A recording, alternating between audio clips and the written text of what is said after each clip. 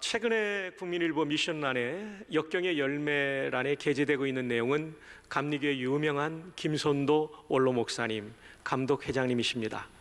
우리 김선도 목사님은 이북에서 태어나셨습니다. 평북 선천에서 태어나셨습니다. 이 선천은 기독교의 고장으로 잘 알려져 있는 곳이지요.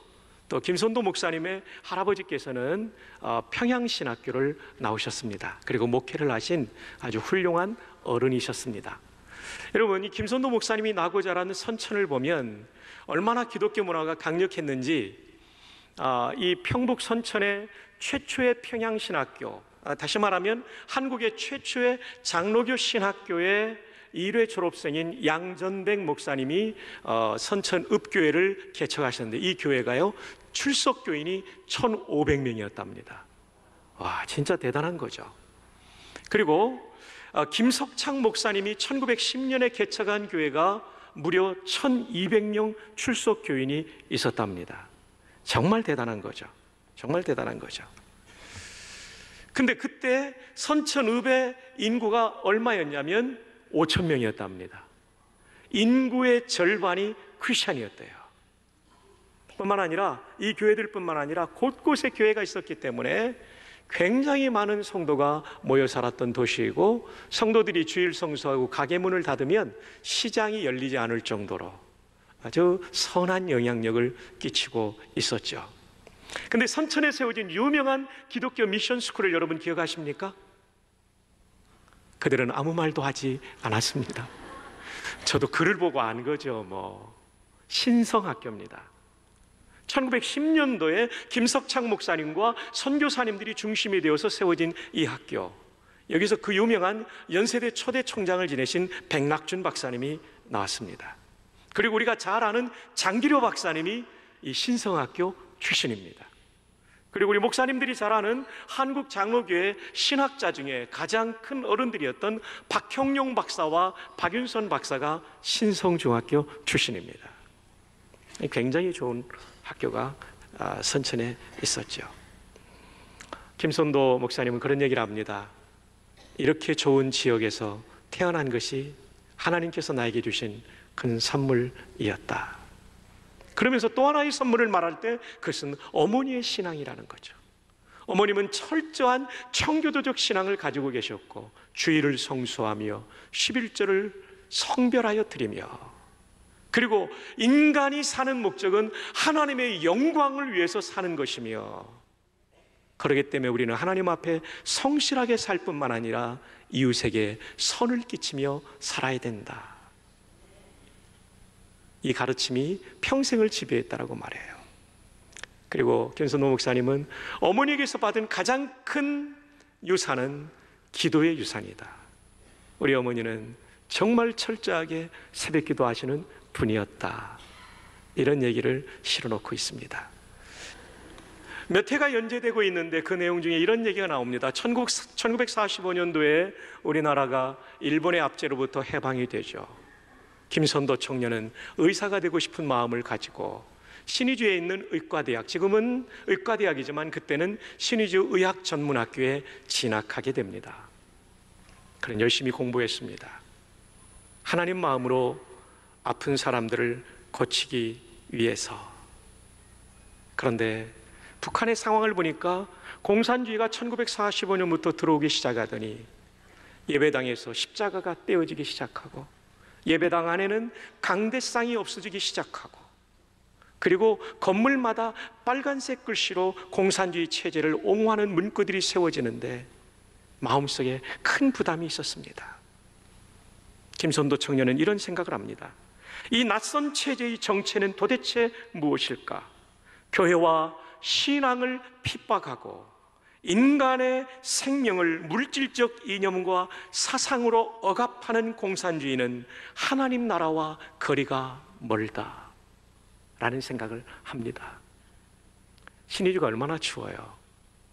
어머님이 해주신 좋은 외투가 있었는데 예배를 가는 것이 눈치가 보이니까 그는 성경책을 그 외투 안쪽으로 감춰놓고 있었는데, 같이 의학 전문학교를 다니는 친구가 외투를 빌려다고 해서 빌려줬더니 그만 외투를 입으려다가 성경책이 떨어지는 것을 보면서 김선도에게 이렇게 추궁을 합니다. 어이 김선도, 의학도가 교회를 다니는 게 말이 되나? 과학을 한다는 사람이 기독교를 믿는다는 것이 말이 된다고 생각하나? 그러면서 난데없이 서랍을 뒤지기 시작하고 그가 써놓은 일기장을 뺐습니다. 거기에는 신앙의 고백이 가득히 담겨있는 일기장, 그 내용을 보면서 그는 학교 당국에 고발합니다. 김선도는 삽시간에 반동분자로 몰리게 되었고 참을 수 없는 모욕을, 정신적인 압박을 당하게 됩니다.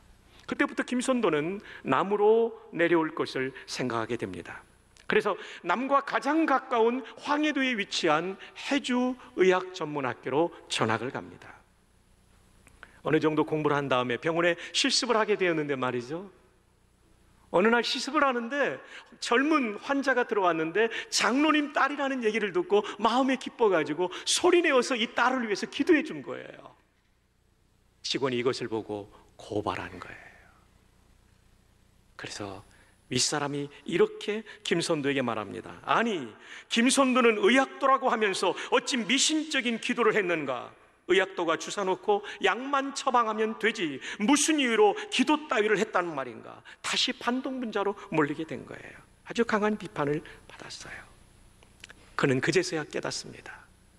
난 사람, 의술을 익혀서 사람을 살리는 일을 하면 될 거라고 생각했는데 내가 살고 있는 사회의 체제가 공산주의다 보니까 그런 사랑을 베푸는 길도 막힌다는 것, 신앙의 자유도 잃어버린다는 것을 깨닫게 됩니다. 그러다가 1950년 6.25 전쟁이 일어나게 된 것이죠. 그는 인민군에 징집되어 군의관이 되었습니다. 배낭 안에는 핀셋과 머큐럼과 알코올과 붕대와 청진기가 들어있었습니다. 그러나 기회가 되면 어서 속히 나는 저 신앙의 자유가 있는 남한 땅으로 가야 되는데, 어느 날 군의관도 참모 중에 하나니까 상황이 들어가니까 큰일 났다, 지휘관이 말하는 거예요. 북한군 지휘관이 인천의 메가다가 상륙해서 지금 계속해서 북진 중이다. 그러면서 북한군들이 패주하게 될 때 김선도는 그 자리를 살그머니 빠져나와 나무로 옷을 갈아입고 민간인 복장으로 갈아입고 탈출하게 돼요. 한참을 내려오다가 그는 한밤중에 소나무 둥지를 붙잡고 하나님 앞에 기도합니다. 살아계신 하나님 아버지, 이 위급한 상황에서 김선도 저를 살려 주옵소서. 저의 남은 생애를 하나님의 영광을 위해서 쓰겠습니다. 기도하는데 눈물이 주르르 흘러내려요. 아침에 태양이 떠오르는데 하나님, 내 인생에도 희망의 태양이 떠오르게 해주십시오. 그리고 나무로 계속 가다가 국군을 만나게 돼요. 알고 보니 이 국군은 1사단, 백선엽 장군이 지휘하는 1사단 11년대 3대대였죠.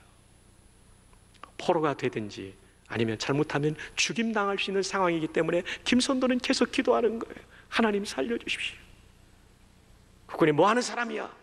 쭈삣쭈삣거리고 있으니까 배낭을 풀어보고 거기에 청진기가 나오고 의료품이 나오니까, 그리고 거기에 보니까 인민군 재료들이 나오니까 타령한 인민군 군의관이구만. 순간 생각합니다. 여기서 내 운명이 결정되는구나. 포로가 되지 않으면 총살일 텐데. 근데 전혀 기대하지 않았던 얘기를 이 국군 장교가 합니다. 우리를 도와주시오. 예, 부상병이 많기 때문에 도와주시오. 그리고 그는 인민군 군의관에서 5분 안에 한국군 군의관으로 바뀌었습니다. 그래서 1사단 11년대 군의관이 된 거예요. 그는 이렇게 말합니다. 지금도 그때를 떠올려 생각해보면 정말 아찔하고 놀라운 순간이다. 하나님의 은혜가 아니고서 이런 일이 일어날 수가 없다. 하나님께서 나의 기도를 들어주신 것이다. 나는 북한군에 징집되어서도 기도를 빼먹은 적이 없다. 여러분, 부모가 자녀에게 물려줄 수 있는 최고의 유산은 그러므로 기도입니다. 인생의 엄청난 위기를 만나서도 기도하는 아들이 될 때 청년 김선도는 하나님의 보호 가운데 승리하는 인생이 된 것입니다. 기도가 그렇게 중요해요. 김선도 목사님은 지금도 당신의 인생의 전환점이 뭐냐고 물을 때마다 어김없이 말하는 게 그거라는 거예요. 5분 만에 인민군 군의관에서 1사단 11년대 군의관으로 바꿔주신 하나님의 은혜, 나는 거기서 하나님을 만났다. 네. 기도의 위대한 능력입니다. 하나님께서 성도들에게 맡겨주신 가장 강력한 비밀 병기는 기도라는 사실을 믿으시기를 바랍니다. 기도가 비밀 병기예요. 예수님 보세요. 예수님의 필수적인 삶이 기도였어요. 그분은 메시아 사역이 시작되는 시점에서도 처음부터 예수님은 기도하세요. 누가복음 4장 1절 자매들 한번 읽어주세요. 시작. 예수께서 성령의 충만함을 입어 요단강에서 돌아오사 광야에서 40일 동안 성령에게 이끌리시며 성령에게 이끌림을 받으면서 그분이 기도하신 거죠. 2절 이하에는 마귀의 시험이 시작돼요. 그럼에도 불구하고 이기십니다. 왜요? 1절에 나오는 성령의 이끌림을 받는 기도가 있었기 때문입니다. 기도는 시험과 유혹을 이기게 하는 권세가 되는 줄로 믿습니다.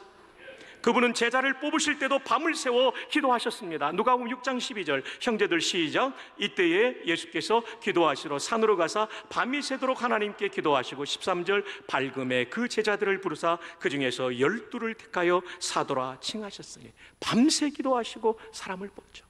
전지하신 주님이 사람의 패부를 아시지만 그분은 기도하고 하나님의 인도 가운데 뽑으세요. 완전하신 하나님, 완전한 인간이셨지만 그분은 기도하셨어요. 셋째로 그분은 사명이 완성되는 십자가를 앞에 두시고도 기도하셨습니다. 누가복음 22장 39절에 보면 예수께서 나가사 습관을 따라 감람산에 가시매. 이 습관이 무엇인지요? 이것은 41절에 나옵니다. 그들을 떠나 돌 던질 만큼 가서 무릎을 꿇고 기도하여. 예수님의 습관은 기도의 습관이었습니다. 오늘 본문의 말씀에 보면 마가복음 1장 또는 마가복음에 2번 더 나오는 정도로 우리가 알고 있지만 그게 아닙니다. 예수님의 삶의 거룩한 습관은 기도하는 것이었습니다. 그것이 예수님의 능력이었어요. 그것이 예수님의 비밀 병기가 된 것이죠. 이 비밀 병기를 가지신 예수님은 승리하셨고 비밀 병기를 가지지 못했던 제자들은 훨씬 쉬운 싸움이었지만 예수님을 부인하고 도망가는 패배하게 되었죠. 기도의 비밀 병기가 중요해요. 그래서 누가복음 22장 46절에 예수님께서 이렇게 말씀하십니다. 이르시되 어찌하여 자느냐 시험에 들지 않게 일어나 기도하라.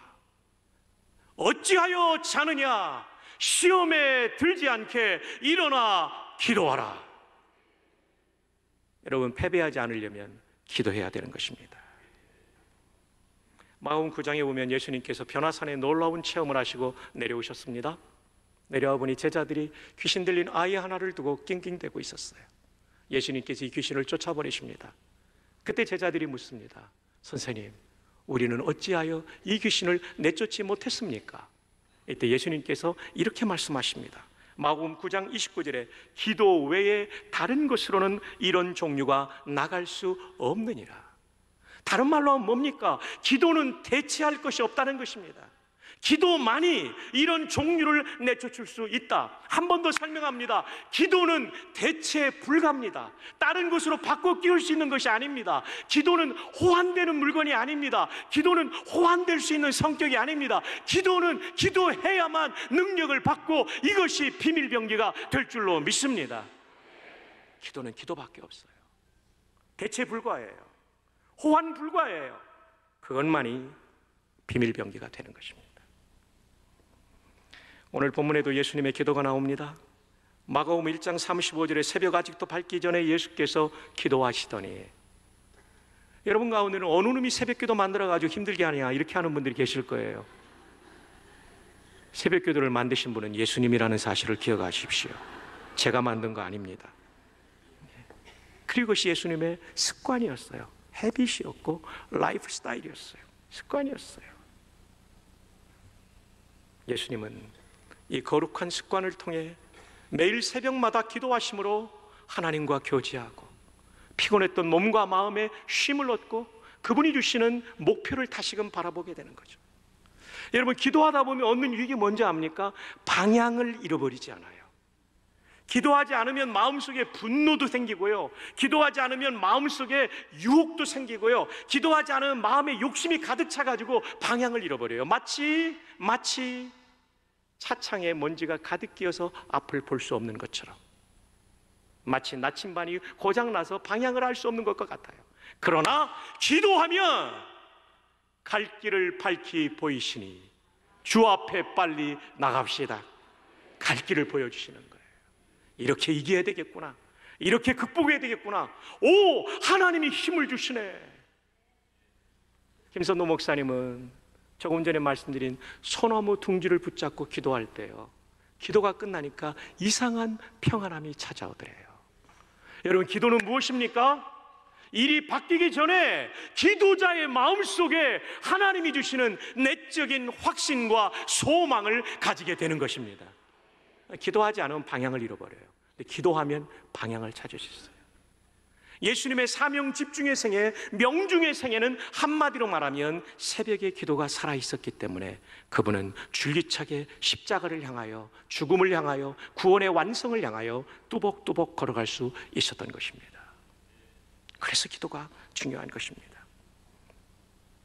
마가복음에 보면 예수님이 기도하시는 장면이 3번 등장합니다. 이건 윌리엄 레인의 NIC 주석에 나오는 내용입니다. 첫 번째, 예수님의 사역의 초기에 기도가 나옵니다. 이것이 오늘 본문 마가복음 1장 35절입니다. 예수님이 어떤 사역을 하는지, 하나님 나라의 복음을 전하는데 그분은 기도를 통해서 이 복음을 전했다는 게 나와요. 그 다음 두 번째, 예수님의 사역의 중기는 오병 이어의 기적, 보리떡 5개와 물고기 2마리로 5,000명을 넘게 먹인 이 놀라운 기적. 근데 예수님은 그때에도 기도하시지만 그 기적이 끝난 다음에도 기도하세요. 사람들이 예수님을 왕으로 삼으려고 할 때 그는 이렇게 기도의 자리로 가십니다. 마가복음 6장 46절, 무리를 작별하신 후에 뭐하러? 기도하러 산으로 가시니라.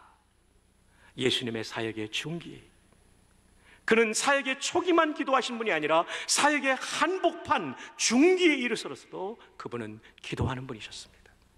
세 번째, 예수님의 사역의 말기, 최후 만찬 후 겟세마네에서 그분은 기도하십니다. 윌리엄 레이는 이것을 설명하면서 이렇게 말합니다. 이 3가지 사례는 결정적으로 중대한 순간이라는 특징을 가지고 있다.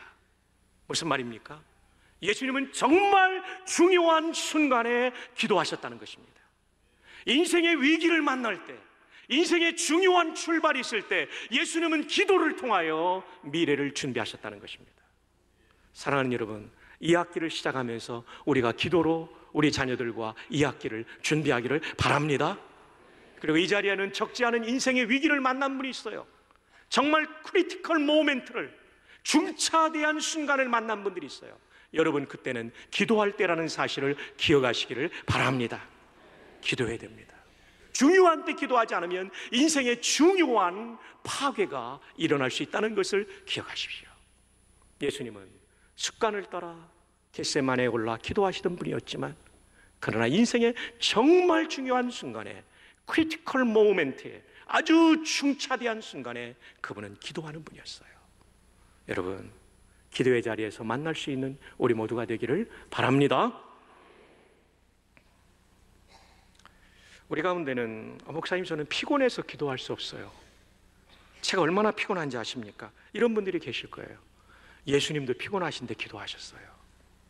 예수님도요, 오늘 본문 앞부분에 보면요, 회당에서 가르치시고 환자 고치시고 귀신 내쫓고 이제 저녁 먹고 쉬려고 하는데 저녁 늦게 사람들이 밀려와가지고 밤늦게까지 이 사람들을 치료하고 축복하고, 그리고 나서 새벽 이른 아침 얼마나 힘들었을까요? 그러나 예수님은 어김없이 이 자리에 나갑니다. 왜냐하면 이것이 비밀 병기이기 때문에 그런 거예요. 우리의 마음속에도 기도가 이렇게 중요하다는 것이 깊이 각인될 수 있기를 바랍니다. 한번 따라합시다. 기도는 내 인생의 비밀병기다. 한 번 더 따라합시다. 기도를 잃어버리면 영적으로 패배한다. 인생이 무너진다. 이런 중요한 마음을 가질 수 있기를 바랍니다. 근데 여러분, 제가 이엠 바운지의 이 얘기를 좀 들려드리고 싶어요. 기도하는 것은 우리가 할 수 있는 가장 위대한 것이다. 진정한 기도는 선을 위해 가장 큰 결과를 낳지만 빈약한 기도는 가장 초라한 결과를 낳는다. 기도가 가장 위대한 거예요. 진정한 기도는 선한 것을 위하여 좋은 결과, 큰 결과를 낳지만 빈약한 기도는 초라한 인생의 결과를 안게 된다는 것입니다. 물론 여러분, 기도하지 않고 사업 잘 되는 분이 있을 거예요. 그러나 사업으로 우리 인생의 모든 복된 것을 결정하나요? 그렇지 않습니다. 가장 중요한 건 하나님과의 관계, 하나님과의 교제예요. 거기서 흘러넘칠 때 우리 인생이 진짜 복된 거예요. 한 번 더 말씀드립니다. 기도가 풍성한 사람은 하나님이 주시는 위대한 결과들을 많이 경험하게 될 것입니다. 그러나 기도가 빈약한 사람들은 초라한 인생의 결과를 갖게 될 거예요. 여러분, 제가 여러분들 사랑하는 거 알죠? 여러분이 초라한 인생 되기를 제가 원할까요? 안 원할까요? 정답은 2번입니다. 안 원합니다. 여러분이 복된 인생을 살기를 담임 목사는 원합니다. 아멘. 그러려면 기도할 수 있기를 바랍니다. 네, 제 사랑이 짝사랑이 안 되도록 해주시기를 부탁을 드립니다. 근데 여러분, 인생의 많은 부분은 시작할 때는 작은 것인데 지속적으로 발전시키면 엄청난 결과를 낳는 경우가 많습니다. 예를 들면 지금은 전등이 LED 등으로 개발되어서 굉장히 좋죠. 심지어 이 특수조명까지도 LED이기 때문에 10년 전만 해도 강단이 너무 뜨거웠어요.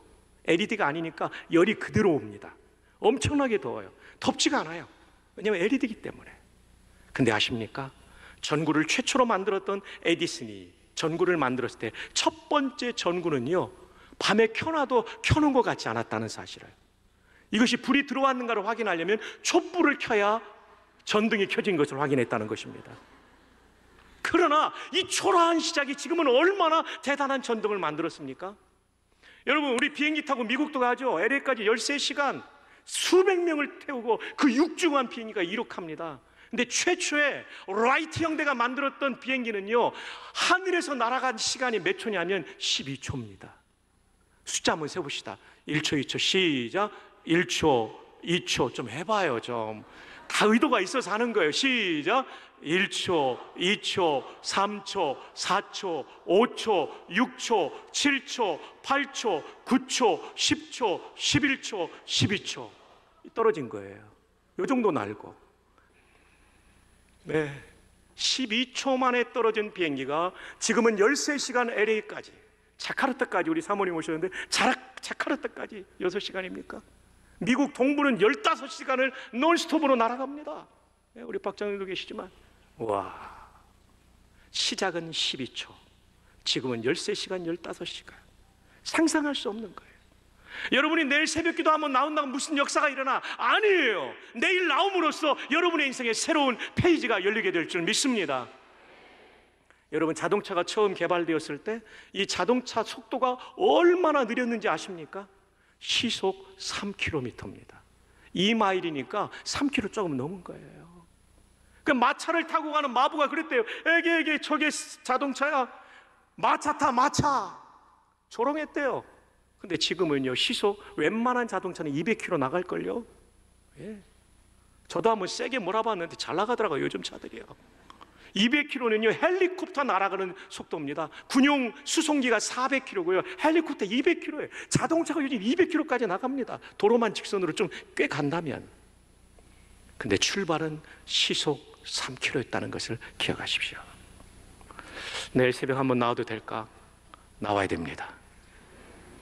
나올 때 변화가 시작될 것입니다. 물론 그 한 번이 아니라 지속할 때 하나님의 놀라운 역사를 경험하게 될 것입니다. 이제 말씀을 맺습니다.